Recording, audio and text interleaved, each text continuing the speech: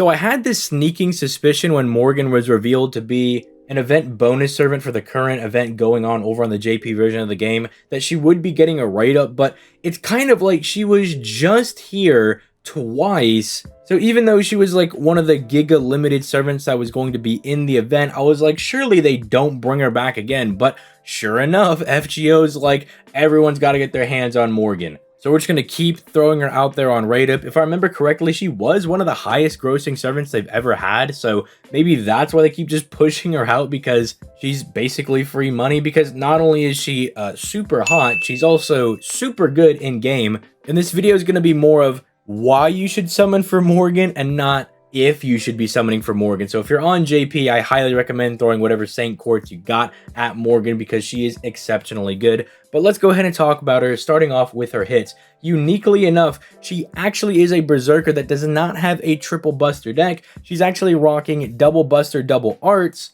and this is to actually maximize her own NP gaining skills and still allow her to do Buster Brave Chains with her NP. Now, the appeal of having a triple Buster deck on a Berserker is so that you can bust a Brave Chain without your NP, but for Morgan's style of gameplay in particular, this is going to be better for her. And her arts cards are actually pretty strong with 3 hits each and 0.53% NP gain. Do not be deceived, they're actually a little bit better than that because she does have a passive territory creation buff, giving her arts cards a passive 8% buff. Also, her Buster cards also have a passive 8% Buster buff with her Madness enhancement. So do keep that in mind as well, as that her cards are probably going to be a little bit better than you're actually seeing on screen right now. They also understand that to make a servant OP, you have to give them the 5-hit extra attack to make them an omnipotent godly servant. And that's how I knew when Morgan first came out that she was going to be an absolute god of the game. If you're not aware, the extra attack is a composite card that gens stars, NP, and does big boy damage. It's just the only unfortunate thing is that it cannot crit. So because Morgan's natural NP gain is pretty average and her star gen is extremely low, you're probably not going to be popping off with the extra attack. But overall, you could still bust her Brave Chain with her when it comes to her hits and her deck.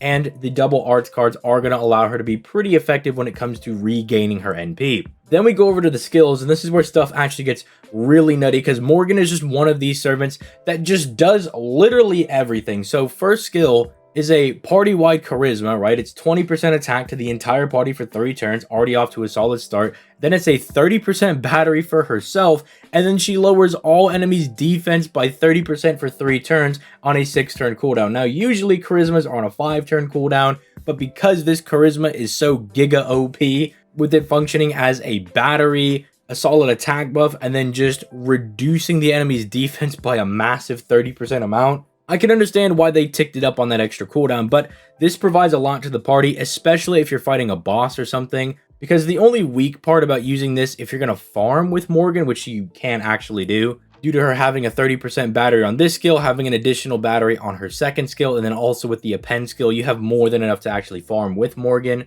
Plus her damage mods do make her pretty good for specific nodes, but the only weak thing is that if you're trying to do like a farming setup, you lose the defensive buff because that only applies to the first node of enemies, right? Like, unless you're going to try to save the first skill, which you kind of can't do that because you need the battery, but I'm sure there's a way you could do it if you really needed to preserve the buff for the third node, but it's just better in boss fights because you don't have to worry about doing all that. You don't really waste its defensive buff, and then it functions almost as double buffing the entire party because you're giving everyone a very solid attack buff, and then you're neutering the enemy's defense. So it just makes it a very solid skill. Going into her second skill, she has a targetable 20% battery that also buffs the entire party's NP generation by 25% for 3 turns on a 5-turn cooldown. So technically, yes, Morgan does have her own 50% battery. And because the buffs are split, technically you can do some setups where you split up the buffs and you can preserve that first skill for the last node if you really need that, which is really, really nice. It's also just very solid that this is targetable because in setups like, say, Morgan, Castoria, Merlin, which is very popular and a very good strategy, it's nice that she can not only give the NP gain to the 2 casters, because that's what they care about more so than the attack buff, but if you're about to get slammed by something and you're like, man, if only Castoria had like an additional 10% NP, you can just throw this at Castoria, get her NP, and live another turn. It just makes it very, very strong that she has this targetable battery that is also buffing everyone's NP gain, because It also helps out Morgan because, as I was talking about earlier, her NP gain is pretty average, but with this buff, it actually gets pretty good, especially if you can start doing some crits, which, if you look at her third skill, she actually can do some crits. As this skill will immediately drop 15 stars for her to use, give her absolutely massive star weight for 3 turns, and a 30% crit damage buff for 3 turns, a guts, and then a regenerating buff that basically every single turn for 3 turns, she will lower the enemy's attack and crit chance by 20% each for 3 turns. So just a whole smorgasbord of different effects on a 7-turn cooldown. The only thing that I think is a little low is the crit damage at 30%, but you're obviously going to be using her with people like Koyenskaya or Merlin, who are going to massively gas up her crit damage. So it's nice that she has her own little bit of crit damage built in there to supplement the other crit damage she's going to get from other supports. And I mean, it just gives her everything else she needs. More survivability with the guts, lowering enemy attack to potentially live some hits, lowering crit chance to potentially not get obliterated by a crit, or protecting your casters from crits as well. It just is a all-around very, very solid skill that is closed out by an absolutely OP NP that gives her a 50% special damage mod against round table knights or fey enemies, which is a decent bit of, servants for either one of those, as well as having an additional special damage mod against man attribute enemies, which is insanely good because it's not just man attribute servants or anything. This extends to like the Olympus guards, the random thug people that you could fight, the Nobus, right? Skeletons, French soldiers, Amazons, like all these common enemies. It's not just the servants because it doesn't have the man attribute servants distinction. So it's really good that she can double buff both of these, right? Although it's not exactly common to double buff both of them, but I mean, you could hit somebody like Saber Alter, I guess.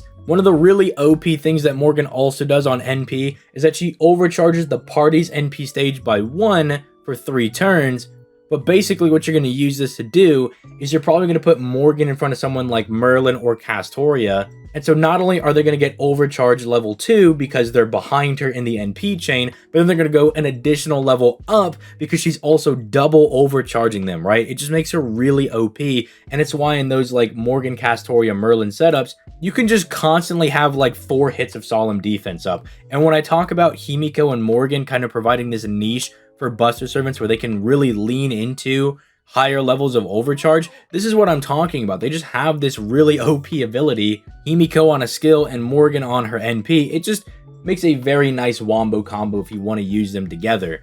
And so overall, is Morgan worth summoning for? Yeah, she's a very good combo piece to get into your account. If you don't have the Merlin, Castoria, Morgan setup, because understandably those are 3 premium 5-star servants, Morgan herself is still very, very strong. Even if all you have as a support is your own waiver that you got for free from beating Fuyuki as a new player on JP, you can still bring a friend, Koyenskaya or Merlin, to kind of supplement Morgan, and she'll just put in a lot of work because she just pretty much does everything you could possibly want in a strong support DPS berserker. Nightingale, take notes. This is how you can be a support berserker and be an absolute definitive S tier servant. But let me know what you guys think in the comments down below. Are you going to just start a JP account to get your hands on Morgan? Because I mean, if I didn't already have a JP account and I didn't already have Morgan on there, I probably would hop in right now because, I mean, look, let's be honest, Morgan's an absolute baddie and she's also super meta, so it's like best of both worlds. You get a really good servant that's also hot,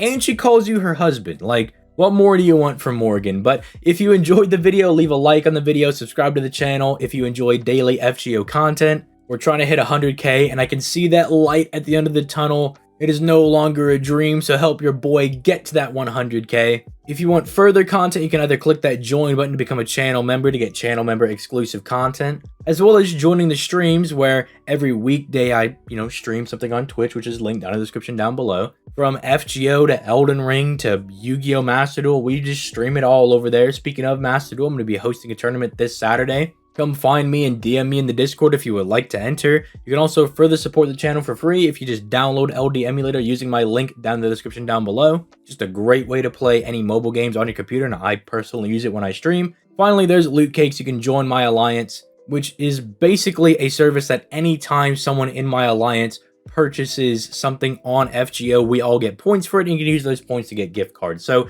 just a little good way to get some extra stuff back from your purchases in FGO. But with all that being said, boys, I'm going to go ahead and get out of here. You guys have yourselves a nice day. Peace, late, guys.